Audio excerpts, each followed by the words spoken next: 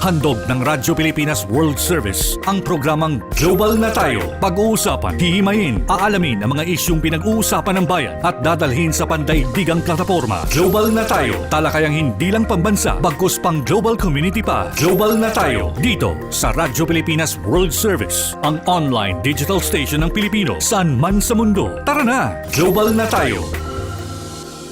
Muli po isang mapagpalang pagbati ngayong araw na ito at welcome na naman po sa isa pang edisyon na programang Global na Tayo dito sa inyong himpilang Radyo Pilipinas World Service. Ako po inyong lingkod, Ray Sampang. Kasama pa rin ang ating Global na Tayo team. Of course, mula po sa ating Master Control, kasama natin si Miss Susan Aizon.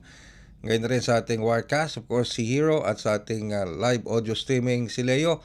At sa production side, kasama naman natin as usual ang tandem natin at sina Jerome and of course si Step. Yan, okay? And of course, ang Radyo Pilipinas World Service ay isa po sa mga impilan ng Presidential Broadcast Service, Bureau of Broadcast Service sa ilalim ng Presidential Communications Office. Kamusta na po kayo ngayong araw na ito sa mga sumusubaybay sa atin sa labas ng bansa, maging sa mga nakatutok sa atin sa ating programa ngayong oras na ito sa loob ng Pilipinas. Ayan. Ano po, kami po ay inyong nasusubaybayan sa pamamagitan ng ating Facebook Broadcast Live. I-access nyo lamang po kami sa inyong Facebook browser. Type lamang Radyo Pilipinas World Service. Sa ating YouTube channel, type nyo lamang sa inyong YouTube browser, Radyo Pilipinas World Service. At gayon na rin po sa ating live audio streaming. Ano po, i-download nyo lang yung PBS Evox Radio Receiver. Kung kayo may smartphone or iPhone o Apple phone, di ba? Kung smartphone, punta lang po kayo sa Google Play. I-type nyo lamang po doon. Evox PBS Receiver. E as in Echo, V as in Victory, O as in October, X as in Xerox, and then PBS Receiver. At kapag na-download nyo na po yan, i-tap nyo lamang po yung PBS Audio Receiver icon at makikita nyo na ang mga himpilan ng Presidential Broadcast Service. Naka-tile icon po yan at isa na po dyan ang Radyo Pilipinas World Service.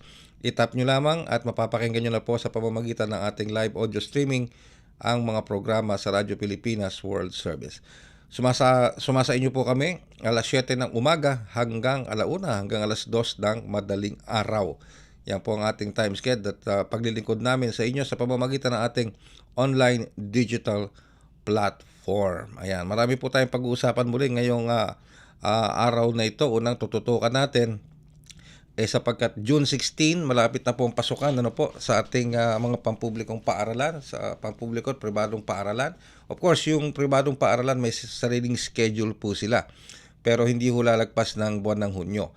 Pero sa public schools, nakaplanto na sa June 16 ang pagsisimula ng school calendar. Kaya doon sa ating mga overseas Filipino workers na nagtatrabaho sa ibang bansa, yung pong inyong mga chikiting, yung inyong mga anak, yung inyong pong mga pinag-aaral, yan, doon lalo na sa elementarya, hanggang high school, senior high, junior, senior high, sa mga pampublikong paaralan, June 16 po ang simula.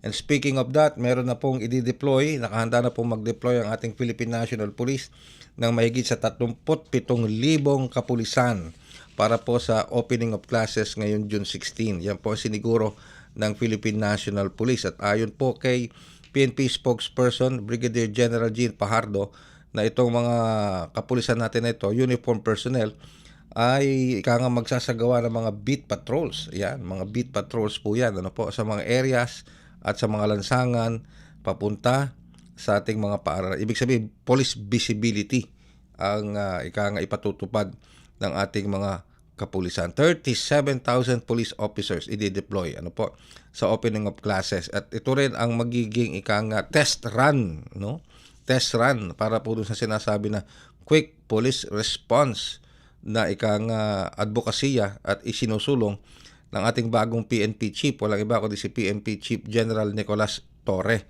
Kinumit po yan ni PNP Chief Torre. At ayon po kasi kay PNP Chief General Torre, inaasahan po o intensyon nito na magkaroon tayo ng mga tinatawag na police boxes at police community precincts upang ma-maximize ang visibility ng ating mga kapulisan sa mga kalsada at iba pang mga lugar sa komunidad. At ayon pa kay PNP Chief General Torre, itong pulisiya na ito na tinatawag na quick response ay naglalayong ma-intensify din, mapalakas pa ang mga hakbangin ng ating kapulisan upang arestuhin ang mga criminals at ma-eliminate ang threat sa community. Sabi nga ni PNP Chief General Torre, mababawasan ang kriminalidad, malaking kabawasan ang pagsasagawa ng mga krimen sa ating mga komunidad kung mawawala ang mga kriminal sa lansangan. Paano natin gagawin yan? Ayo po kay PNP Chief Torre, kailangan laging ready, handa, mabilis na umaksyon sa anumang tawag ng tungkulin ang ating mga kapulisan. And that means police visibility. Ayan. So 37,000 uniformed personnel po ang nakadeploy all around the country and probably dito po sa National Capital Region na rin para po sa pagbubukas ng klase sa June 16. Marami pa po tayong pag-uusapan, marami pa tayong tatalakayin, hihimayin sa pagbabalik ng ating programa makalipas lamang ang ilang paalala. This is a public service announcement. Discipline is the key. Umiwas sa aksidente sa daan. Ang pagmamaneho ay may kaakibat na responsibilidad, hindi basta mapaandar lang ang sasakyan. Kilatisin ang sarili, ang kahandaan sa manibela, siguruhing inyong konsentrasyon ay hindi magagambala. Importante rin na ating laging isipin, init ng ulo ay huwag pairalin, bagkus kaligtasan ng lahat ang siyang dapat unahin. Isang mahalagang paalala mula sa Presidential Broadcast Service at Radyo Pilipinas, Radyo Publiko 738. This is a public service announcement Public service announcement. from PBS, Presidential Broadcast Service at Radyo Pilipinas, Radyo Publiko 738. Paliwanag mo sa tao na hindi totoo yan. Dahil ang totoo, yung totoo ang dapat ninyong malaman. Nagkalat sa internet ang fake news Ang o ginagawa mali ng at fake news, tinatapon niyo yung tao. Pag What they are natapon doing is creating panic. We say no. Yung pagkalat ng fake news. And some of it's dangerous. Sana iwasan po natin pag-spread ng fake news. At di magpapakalat ng disinformation at misinformation ang kasulukuyang administrasyon. Stop telling us fake news because you're wrong. Para sa totoo at mapagkakatiwalaang mga balita at impormasyon, Radyo Pilipinas. Saan man, anumang oras, konektado ka sa Radyo Pilipinas World Service Online. Online digital na serbisyo para sa Pinoy sa bagong Pilipinas. Radyo Pilipinas World Service Online. Ay, nagbabalik po ang programang Global na Tayo dito pa rin sa inyong himpilang Radyo Pilipinas World Service. And speaking po kanina sa pagdedeploy ng Philippine National Police ng may 37,000 kapulisan o uniform personnel para masiguro po ang kaligtasan ng ating mga mag-aaral sa pagbubukas ng klase, school year calendar ngayong taong ito, ay nagsimula na rin po ang iba't ibang mga event pagdating po sa tinatawag na Brigada Eskwela. Yan. Yung pong Brigada Eskwela, yan po ay sa pakikipagtulungan ng iba't ibang mga civil society organizations, ng mga private groups upang nagtutulong-tulong upang ihanda ang ating mga paaralan, para sa darating na pasukan come June 16. Pag sinabi nating Brigada Eskwela, nagtutulong-tulong po yan, yung mga civic organizations, mga private sector, nag-aambag-ambag, yung community, yung mga magulang ng mga mag-aaral, kasama ang mga pribadong sektor, ibang mga organizations, nagtutulong-tulong po yung mga yan upang pagandahin, linisin, siguro dawing maayos ang mga silya, yung mga gagamitin ng mga mag-aaral sa mga paaralang yan. Pintura, pagpipintura sa mga school buildings, sa pasad ng mga paaralan upang maging kaaya-aya, upang maging conducive sa pag-aaral ng ating mga mag-aaral.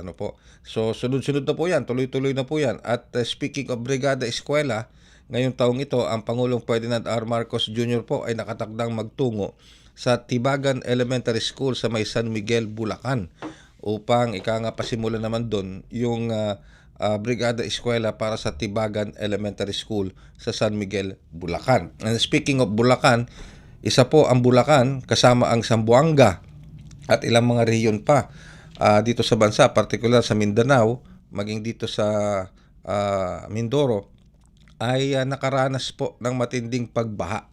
Lalo-lalo na dyan po sa may San Miguel, sa may Bulacan. Nakaranas po sila ng matinding pagbaha dahil sa matinding buhos ng ulan, dala po ng low pressure area na humihila naman sa habagat. Maging dito po sa National Capital Region ay nakaramdam tayo ng matinding mga pagbaha.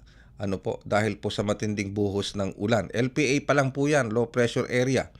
Pero ang hinihila po kasi niyan, habagat, yung matinding buhos ng ulan. At ilang mga lugar sa Bulacan, tulad ng San Jose del Monte, matindi pong tinamaan ng pagbahayan. At halos nagpastao yung pong pagtaas ng tubig baha dyan.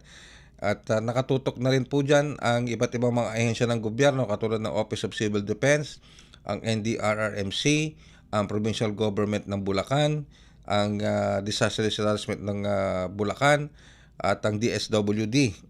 Nakahanda na rin na magbigay ng tulong para sa ating mga kababayan na apektuhan dyan. Sa ngayon, habang tayo nagpo-programa dito sa ating kinatatayuan sa Quezon City, medyo maaliwalas ang lagay ng panahon sapagkat ito pong low pressure area nasa area na ng West Philippine Sea. Pero ayon po sa Pag-asa, ito ay maaring mabuo o lalo pang lumakas at maaari pang maging bagyo dahil na ito'y nasa karagatan na. At ito po ay magdudulot pa rin ng pag-ulan dahil hihilahin pa rin ito yung hanging habagat na magbubuhos ng matinding pag-ulan. Kaya ang ating pong Pag-asa, ang ating Weather Bureau ay nagpaalala sa ating mga kababayan, nagpapaalala pa rin na mag-ingat, maghanda sa matinding buhos ng ulan, kung hindi man ngayong umaga, mamayang hapon hanggang mamayang gabi. Ayan, dahil nga po sa lagay ng sama ng panahon. Kaya pinag-iingat po natin yung ating mga kababayan. Ulitin ko, dahil napansin ko na naman, dahil lumala, eto na naman ang mga pagbaha-baha, napapansin ko na naman, of course, hindi naman kasi maiiwasan ang lumusong sa tubig baha. Hindi talaga maiiwasan, lalo na kung ikaw ay nakatira sa flood-prone area. Hanggat maaari po, magkaroon kayo ng certain level of protection laban sa baha. Kung may bota kayo, magsuot kayong bota. Diba?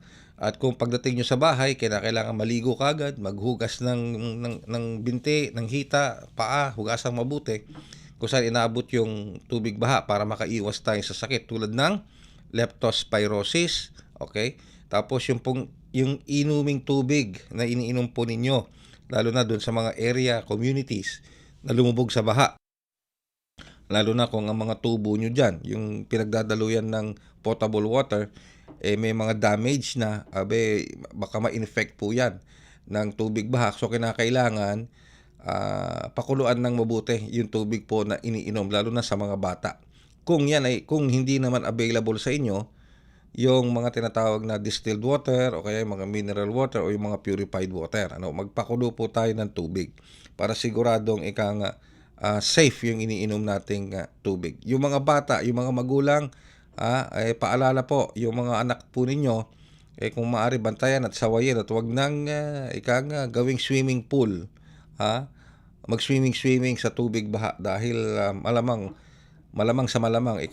kapag yan infested ng sakit na leptospirosis, baka makakuha po ang inyong mga chikiting, ang inyong mga anak. And leptospirosis is no joke.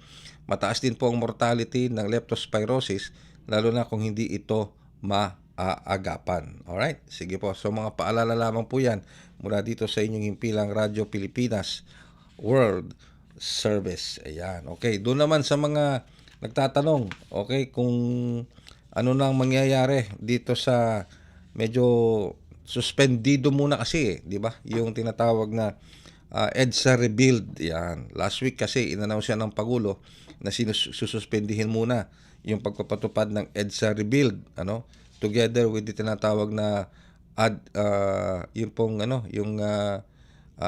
even scheme, So suspendido muna yan dahil ang gusto pong mangyari ng Pangulo kinakailangan munang masiguro na nakaayos ng mabuti, accessible na sa ating mga motorista at mga commuter ang mga alternative roads o yung mga tinatawag na alternate routes kung sakasakali man pong isasara ang EDSA para sa EDSA rebuild. Pero sa ngayon, naka-hold pa ho yan. Naka-hold lang po, hindi sinasabing canceled, hindi pinahihinto, kundi naka-hold lang. Ayan ang direktiba ng Pangulong Marcos Jr.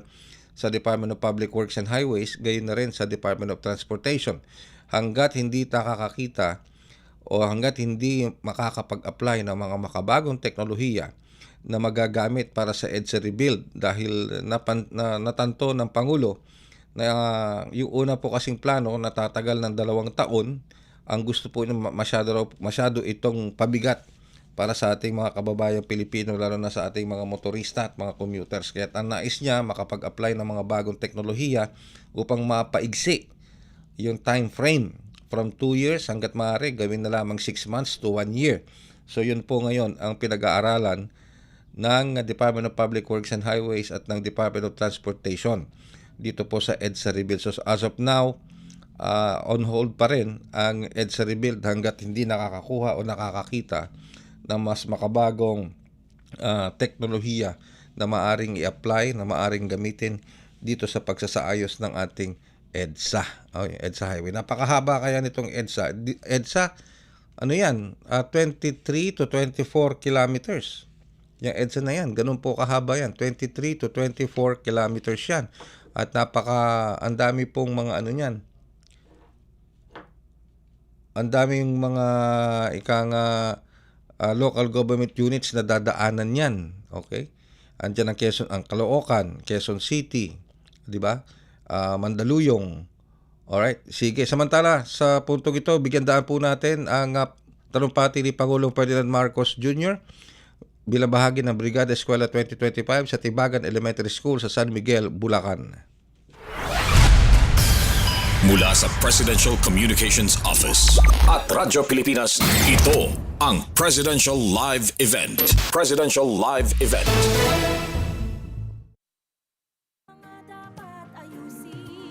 Magandang umaga sa ating mga bagong guro. Maraming salamat at mabuti naman at napakarami ninyo na napasok natin sa DepEd. Isa doon dahil talagang kulang ang teacher natin. At bukod pa doon, may programa si Sec Sani Angara na bawasan yung mga administrative duty na binibigay sa teacher.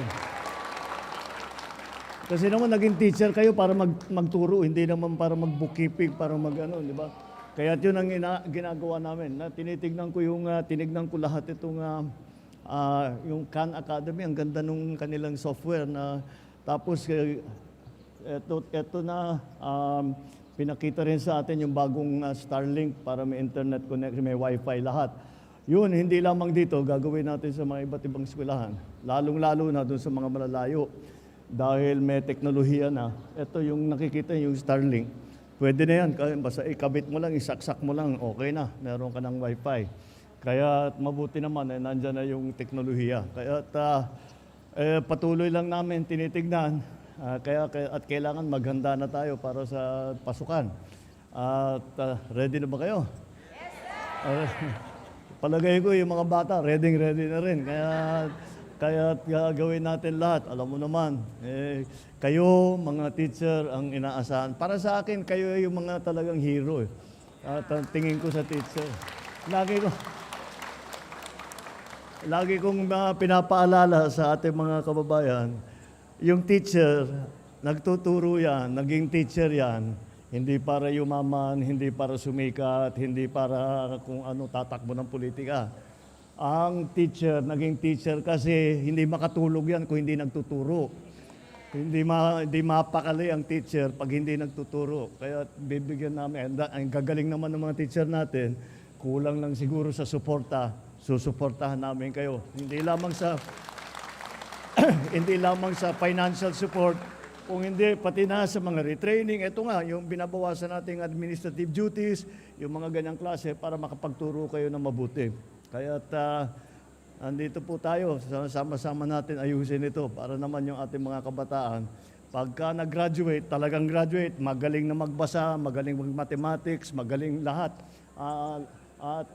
Kayang-kaya na nila kung magtutuloy sila ng college o magtrabaho sila, ready na sila. Kahit anong napili nila, ang gagawin nila sa kanilang karir. Kaya maraming salamat sa tulong ninyo at sa lahat ng tuturuan ninyo mga kabataan, napakalaki ang utang na loob nilang lahat at namin lahat sa inyo, mga teacher. Maraming salamat. Good morning.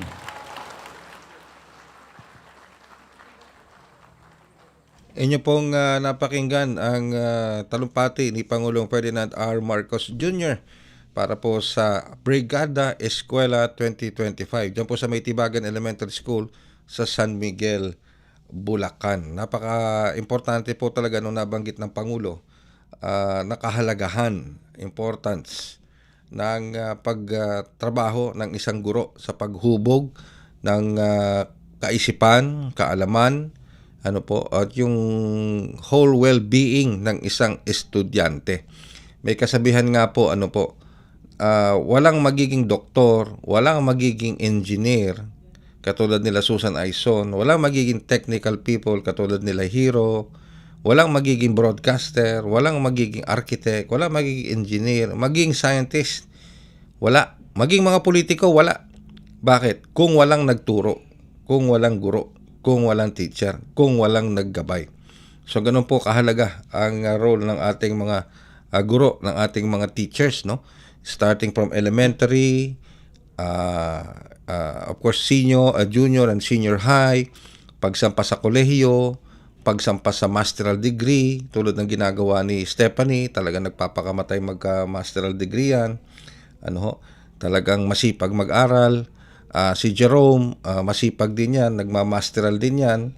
Hindi ko lang alam kung ano minamasteral niya, madalas siya doon kila Step, pero hindi ko lang alam kung ano yung minamasteral niya doon. Pero nag-aaral. Alam niyo, education is a continuous endeavor for you to be able to improve yourself, yung kaalaman mo, yung skills mo, di ba? Yung experience mo. Ayan. So napakahalaga ng role ng ating mga guro. Kaya maganda rin yung sinabi ng Pangulong Marcos Jr. diyan sa Maytibagan Elementary School na ang guro hindi naging guro upang maging clerk, upang maging bookkeeper, upang mag-prepare ng mga reports, activity reports sa opisina. Ang guro ay dapat nakatutok lamang para sa ikauunlad at ikakadevelop ng kaisipan, kamalayan, karunungan at skills ng ating mga estudyante.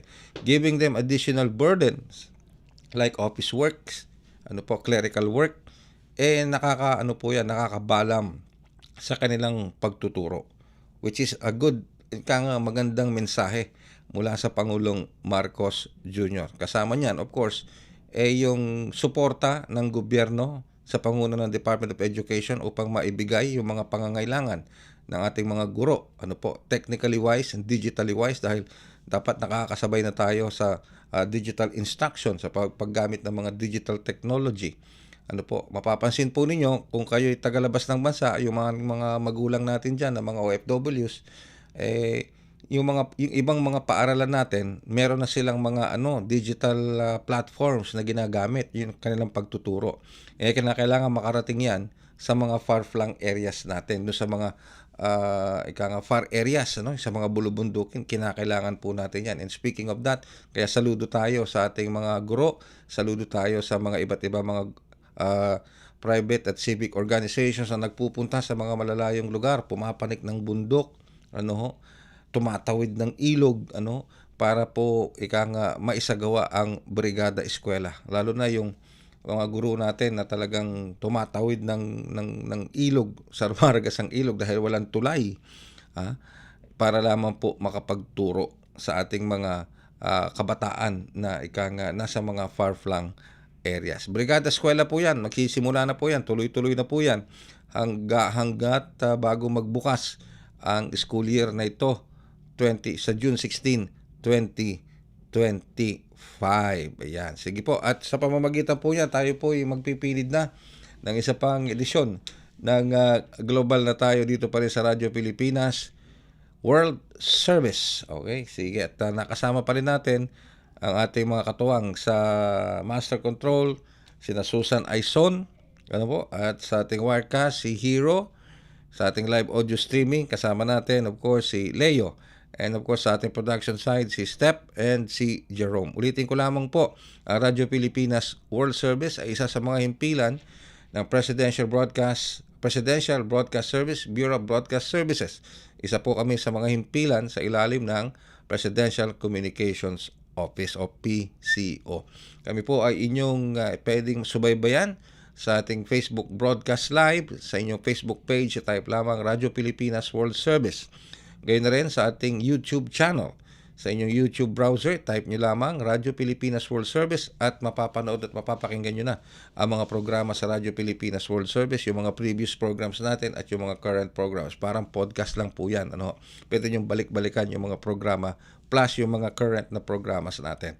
And of course, sa ating live audio streaming, ulitin ko po, paano i-download yung ating Radyo Pilipinas World Service audio streaming. Kung kayo may smartphone, punta lang kayo sa Google Play. Kung kayo naman ay may iPhone o yung Apple phone, punta po kayo sa App Store. At doon po sa respective browsers nila, i-type nyo lamang eBox PBS Receiver. E as in Elephant, V as in Victory, O as in October, X as in Xerox. I-install nyo lang po yan. Kapag na-install nyo na po yan, makikita nyo na, lalabas na sa inyong mga cellphone yung tile icons ng mga himpilan sa ilalim ng Presidential Broadcast Service. Isa po dyan ang Radyo Pilipinas World Service. Tap nyo lamang po doon at mapapakinggan nyo na ang mga programa dito sa Radyo Pilipinas World Service. Ngayon, kung gusto nyo naman pong lumiham, kung gusto nyo sumulat sa amin dito sa Radyo Pilipinas World Service, pwede rin po. Sumulat kayo. I-address nyo sa Radyo Pilipinas World Service, 4th floor, PIA Building, Visayas Avenue, Quezon City. Ayan. Okay, maraming salamat po sa inyong pagsubaybay. Always remember, like, share, follow, and subscribe. Ulitin ko po like, share, follow, and subscribe. Yung pong ating Facebook page, yung ating YouTube channel, and of course yung ating live audio streaming. Again, maraming salamat po sa inyong pagsubaybay at pagtutok sa isa pang edisyon ng Global na Tayo. Muli po, ako yung lingkod, Ray Sampang, hanggang sa isang edisyon pa ng Global na Tayo. Handog ng Radyo Pilipinas World Service ang programang Global na Tayo. Pag-uusapan, hihimayin, aalamin ang mga isyung pinag-uusapan ng bayan at dadalhin sa pandaigdigang plataforma. Global na Tayo, talakayang hindi lang pambansa, bagkus pang global community pa. Global na Tayo, dito sa Radyo Pilipinas World Service, ang online digital station ng Pilipino saan man sa mundo. Tara na! Global na Tayo!